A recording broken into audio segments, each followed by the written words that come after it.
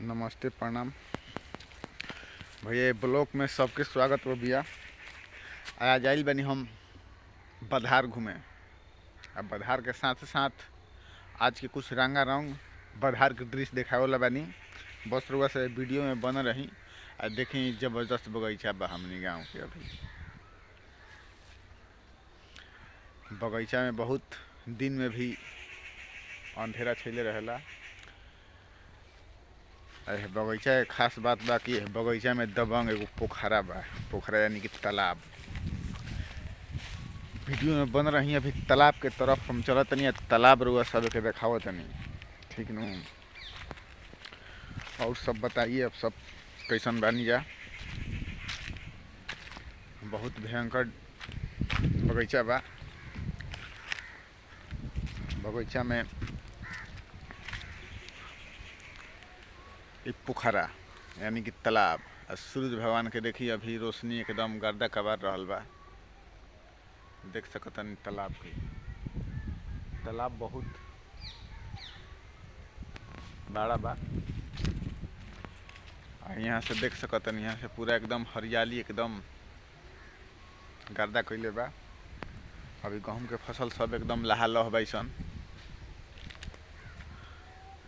अभी रुआ सब देख सकतनी पोखरा। एक तालाब में मच्छी भी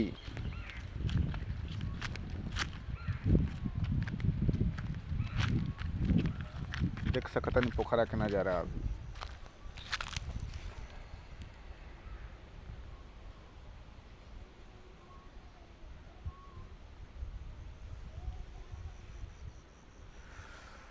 हालांकि अकेले तो डरावन लागेला।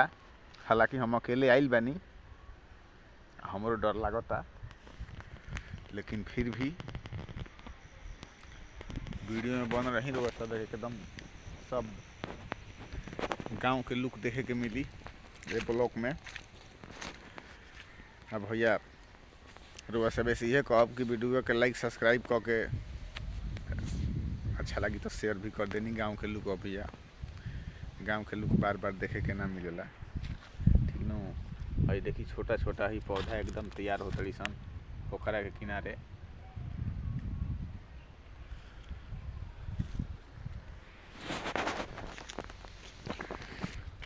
तो अभी तो रुआ सब देख लेनी।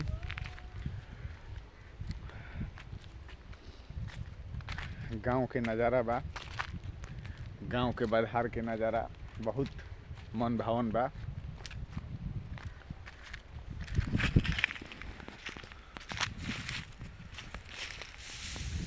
भाई का चीज़ हरुआ सभे जे किसानी मामला में हुई जानते हुई का हो।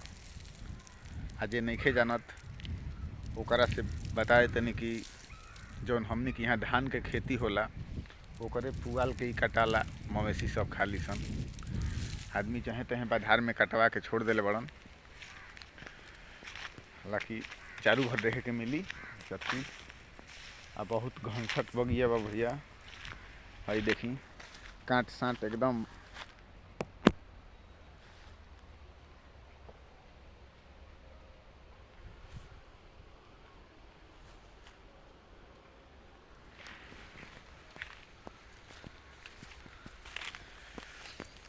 आई रही बधार घूमे तो सोचनी है तनी बगीचा घूम ली और वो सबे के तनी देखा दी।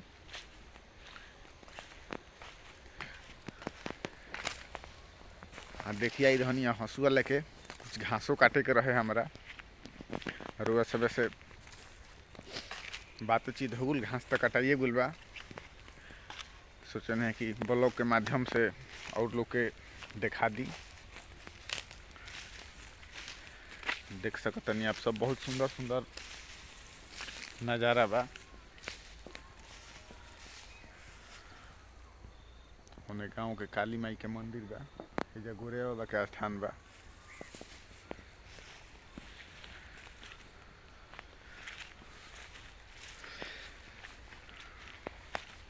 वीडियो के भैया लाइक शेयर सब्सक्राइब जरूर करे के होई, ठीक न। गाँव के लुक ओरिजिनल देसी लुक भैया